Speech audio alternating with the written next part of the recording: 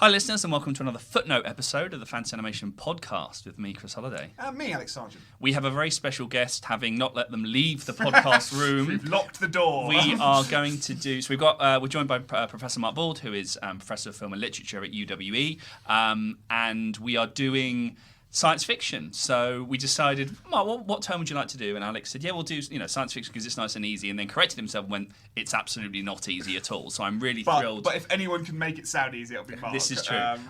So Mark, we will do set the timer, so 10 minutes.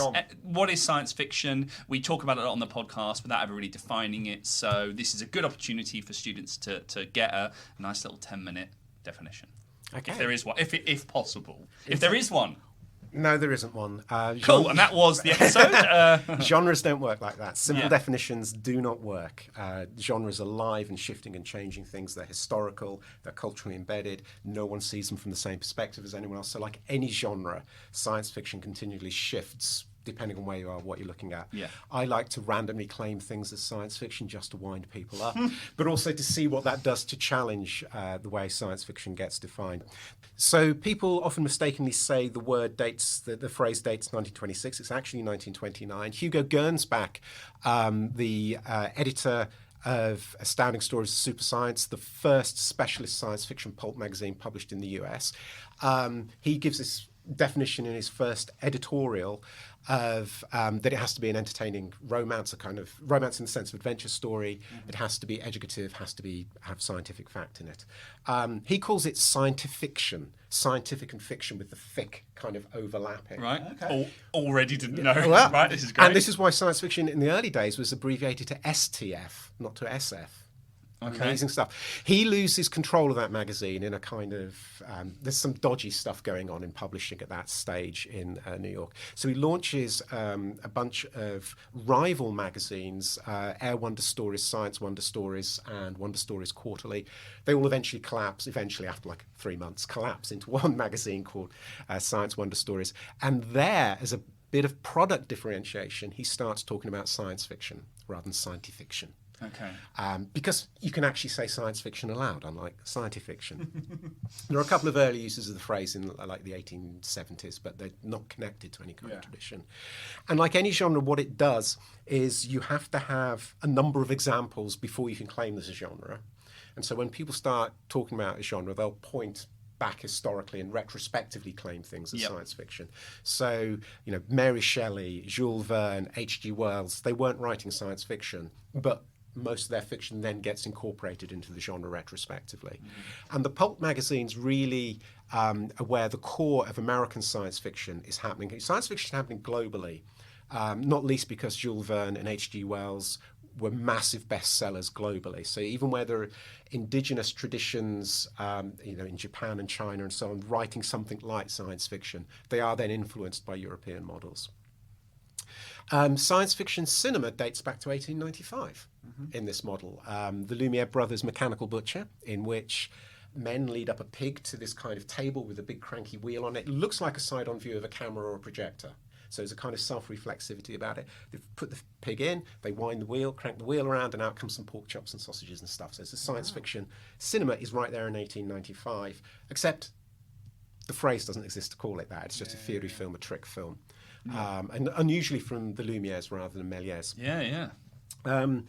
So science fiction takes off as a term in the pulps in the 1930s, by which point it's already appearing in film. We already have comic books. So the first Buck Rogers novel appears in Gernsback's magazine, and before the second novel comes out, it's already been adapted to a comic strip. Flash Gordon is the main competitor just a few years later. So science fiction is erupting across media. Alongside this, there are games and toys, ray guns and all sorts going on. So there's this intense moment of productivity of science fiction in the pre-war period. And then we don't really have many science fiction films. We have movie serials. We have a big blockbuster movies like Just Imagine and Things to Come in the UK and Aelita, Queen of Mars in the Soviet Union, and of course Metropolis in Germany. After World War II, there's a kind of another massive expansion of science fiction in films. So we get the cycle of movies that come in the wake of things like Destination Moon, Thing from Another World, and importantly the 1952 reissue of King Kong, which is a massive hit, and then leads to a lot of monster movies as well, and ultimately has an impact in Japan, where kaiju, Godzilla is made under that influence, and from the Beast from 20,000 Fathoms. There's an eruption of science fiction magazine publishing. So you're getting lots and lots of titles. A lot of them don't last very long. You get paperback publishing and a lot of science fiction lines there. So again, it's happening across media. There's radio shows, there's early TV shows in the 50s. In the UK, things like Quatermass. In the US, things like Captain Future. There's a Flash Gordon TV series as well, which is quite clunky and bad. So science fiction sort of seeps out into, becomes a much larger genre in that period. The actual academic study of science fiction doesn't really begin happening until the 60s. There are a few earlier texts. J.O. Bailey's Pilgrims Through Space and Time, Marjorie Hope Nicholson's Voyage to the Moon, who aren't really thinking of what they're looking at as science fiction particularly. Bailey begins to. And then the key thing that happens in terms of science fiction being studied academically is Darko Suvin publishes a couple of essays in college English, which then become the base of his book, Metamorphoses of Science Fiction, which is from Yale University Press, which really, really helps. It's a prestigious Ivy League university press. Science Fiction Studies Journal, Foundation Journal, had started, an extrapolation had started in the late 60s, 70s. But it's really from the 80s onwards that science fiction studies expands. And it's from the late 80s onwards, building on work by people like Vivian Sobchak, that the study of science fiction film starts. Right. And starts being taken seriously. And the field's just grown simultaneously with the field transforming.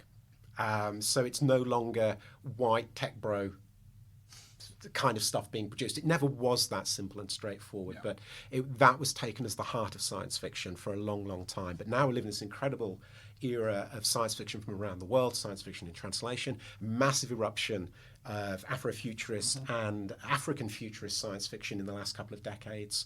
So it's a very rich and lively field, and it's happening everywhere across all kinds of media. If there is a definition, it's some kind of link, however tenuous, to either science or previous traditions in the genre. That's how you tell something science fiction. Or, like me, you want to annoy people by claiming their loved object is really science fiction. Right. That was the best answer to that question I could have Hoped thought for, of. yeah. We have only a couple of minutes left, so I guess I think we've covered the tropes. I think you've addressed the flexibility and that. I think we've covered some of the key literature. So let's just... Star Wars, science fiction? Or only because we've had space opera. fantasy. I claim it as fantasy, so let's see if we can have a fight. J.G. Ballard famously called it Muppets in Space, which is a great movie. Yeah, Muppets in actually, Space. really is a great movie. We should do that. I mean, this is what I mean about genres not being simple and straightforward and being fluid and different. Yeah, it's a mashup of all kinds of things. There's science fiction, there's Arthurian fantasy, there's pirate movies, there's World War II mission movies going on there, all mashed up together. I don't get to control any of this. I've always thought of it as science fiction, and often not very good science fiction, sometimes really good science fiction, or interesting or fun science fiction. So, yeah, it's science fiction and it isn't. And if it isn't, this is how I like to approach fantasy. Well, you don't get to control it. It's really up to the listener, isn't it? But I guess what you're alluding to there is that if you view it as a science fiction, then some of the things you were talking about in your answer become available or more prominent, and then you can judge it accordingly. So maybe if it is science fiction, it's bad science fiction, but that doesn't mean it isn't science fiction. Yeah, or if you think of it as being central to science fiction, it transforms how you view all the rest of science fiction. Yeah, absolutely. Because same with each new entry in the science fiction genre has the potential to add. Oh no, science fiction now includes these things as a trope or whatever it is, and there's no complete. What is it that stuff is always kind of in play. Sure. When it comes to genres and things like that. You've given us some really great key critical texts that I suspect people who might be interested in this might go away and read. But are there any other intro. I suspect you've written quite a lot of them, Mark. But are there any good just cite yourself. This is the moment. Good intros to this? Yeah, I'd recommend Science Fiction: The Routledge Film Handbook. I'd recommend The Concise History of Science Fiction. I'd recommend The Routledge Companion to Science Fiction. And 50 Key Figures of Science Fiction. Who are the editors/authors of those? Me. They're really good. For good. science fiction film, I'll recommend them. For science fiction film, I'd also look at the work of Jay Talott. Yes. He's written numerous books. Yeah, and also writes on animation as well. Yes, So absolutely. Vivian Sobchak's book Screening Space remains remarkable, but the last chapter remains incredibly difficult to read. There's the journal Science Fiction Film Television, which I founded 15 years ago, that must be. Great. Wonderful. Loads of stuff out there. There you go, listeners. Done. The world is your oyster. Mark, thank you again for joining us. That was a really wonderful introduction to the term. Thank you.